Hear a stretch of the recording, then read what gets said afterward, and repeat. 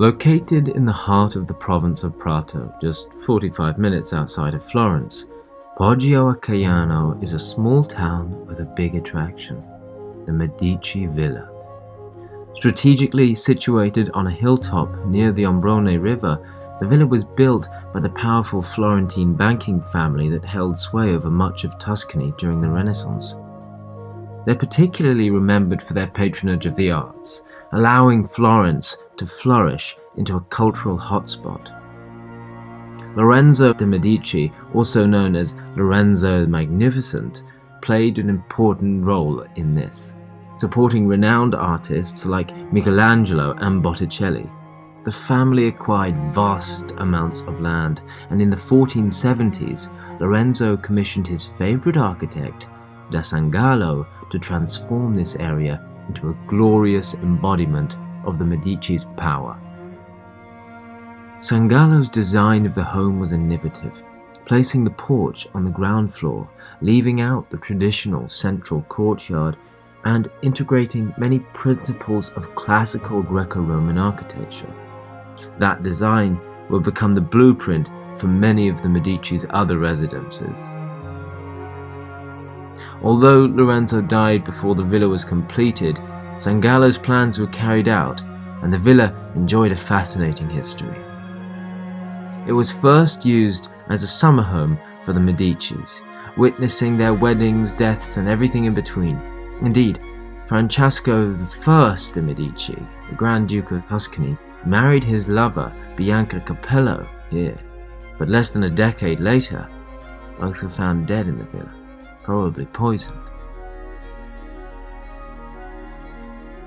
In the 1700s, after the Medicis fell out of power, the villa was passed on to another noble family, and in the early 1800s, it became the favorite home of Napoleon's younger sister, Elisa Bonaparte Bacciochi.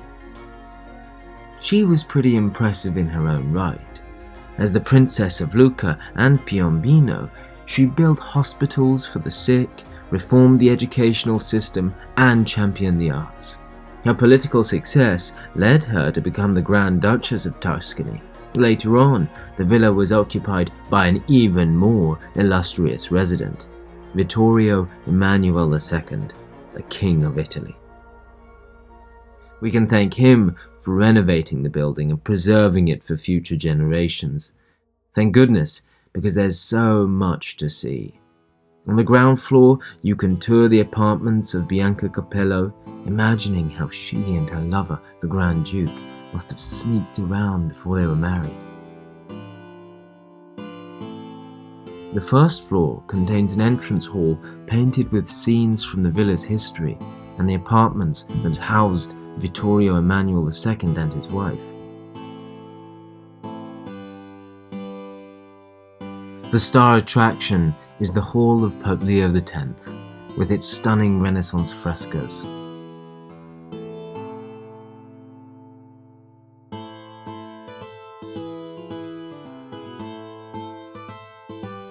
Under the loggia, look for the Tribute to Caesar by Andrea del Sarto. It shows the famous Roman emperor sitting under an arch while men bring him various exotic animals as gifts. However, it actually alludes to Lorenzo de' Medici's acceptance of gifts from the Sultan of Egypt.